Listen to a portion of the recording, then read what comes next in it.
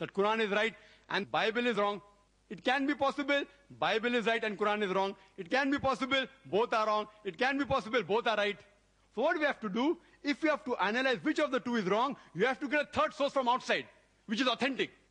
Just because Bible says Elijah lost and Quran says Elijah won, therefore Quran is wrong, is illogical. And Dr. William Campbell, besides replying to the scientific errors I mentioned, I'll just touch on the points which I could not due to lack of time. There are an additional 6 or 7 points which he mentioned in his talk, which inshallah I'll give the reply briefly. He spoke that the Quran says, according to me, and he showed my cassette, according to Brother Shabir Ali, that the light of the moon is reflected light, and he said it doesn't mean that. I'm quoting again. The Quran mentioned in Surah Furqan, chapter 25, verse 61, that blessed is he who was placed in the sky constellation, placed therein lamp, sun, and moon having borrowed light. Munir, Arabic word used for moon is qamar. It's always described as munir or nur, meaning reflection of light. Reflection of light. Arabic word used for sun is shams. It's always described as wahaj diya, which means a blazing torch, a shining glory. And I can give references. Surah Nuh, chapter number 71, verse 15 and 16. Surah Yunus, chapter number 10, verse number 5, and so on. And he said that if it means a reflection of light, and he quoted the Quran, Surah Nur, chapter number 24, verse number 35 and 36, that Allah subhanahu wa ta'ala is Nur samawati wal ard, is the light of the heaven and the earth. Read the complete verse and analyze what does it say. It says Allah is the light, Nur. It says Allah is the light of the heaven and the earth. It is a similitude like a niche, and within the niche there is lamp. The lamp what is there?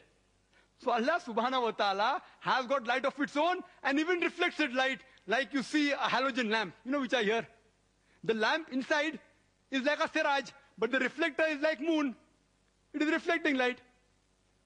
The lamp, the tube is having a light of its own, but the reflector of the halogen lamp is reflecting light. So both 2 in 1. So Allah subhanahu wa ta'ala, alhamdulillah, besides having light of its own, as the Quranic verse says, in the niche there is a lamp. And that lamp light of Allah subhanahu wa ta'ala is its own light. And Allah reflects his own light. Dr. William Campbell says that the Quran says that Quran is nur, is reflecting light. Of course, the Quran is reflecting the light and the guidance of Allah subhanahu wa ta'ala. Regarding Prophet Muhammad sallallahu alaihi wasallam being siraj, yes, he is. The hadith of the beloved Prophet is giving guidance to us. So Muhammad sallallahu alaihi wasallam is also nur, he's also siraj, alhamdulillah.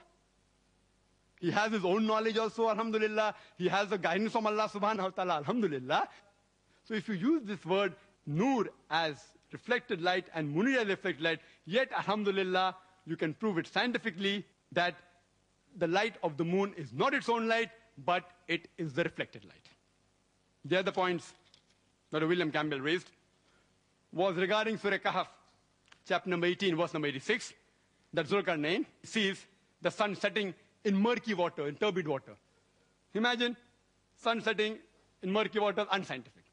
The Arabic word used here is, it is wajada, meaning it appeared to Zulkarnain.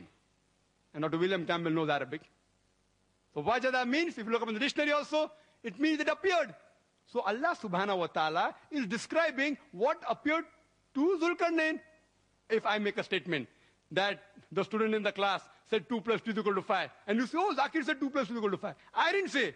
I'm telling the student in my class that 2 plus 2 is equal to 5. I'm not wrong, the student is wrong. There are various ways to try and analyze this verse. One is this way, according to Muhammad Asad, that wajada means it appeared to Zulkarnain. Point number 2. The Arabic word used is maghrib. It can be used for time as well as place. When we say sunset, sunset can be taken for time. If I say the sun sets at 7 p.m., I'm using it for time. If I say the sun sets in the west, it means I'm taking it for place. So here, if you use the word maghrib for time, so Zulkarnain not reached that place of sunset use it at time. He reached at the time of sunset. The problem is solved. Furthermore, you can solve it in various ways. Even if Dr. William Campbell says, no, the basic assumption is too much. It is not appeared to, it is actually this. Let's analyze it further.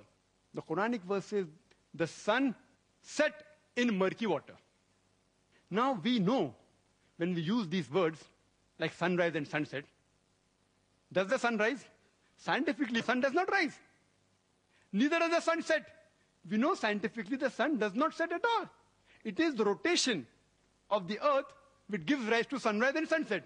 But yet, you read in the everyday papers mentioning sunrise at 6 a.m., sunset at 7 p.m. Oh, the newspapers are wrong, unscientific.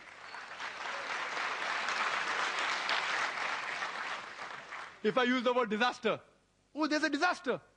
Disaster means there's some calamity which has taken place. Literally, disaster means an evil star. So when I say this disaster, everyone knows what I mean is a calamity, not about the evil star. Dr. William Campbell and I know when a person who's mad, we call him a lunatic. Yes or no? At least I do. And I believe Dr. William Campbell also will be doing that. We call a person a lunatic. He's mad. What is the meaning of lunatic? It means struck by the moon. But that is how the language has evolved. Similarly, sunrise is actually, it is just a usage of word. And Allah has given the guidance for the human beings also. He uses so that we understand. So it is just sunrise, not that it is actually setting, not the sun is actually rising. So this explanation clearly gives us a clear picture that the verse of the Quran of Surah Kahf, chapter 18, verse number 86, is not in contradiction with established science. That is the way how people speak. He quoted Surah Furqan,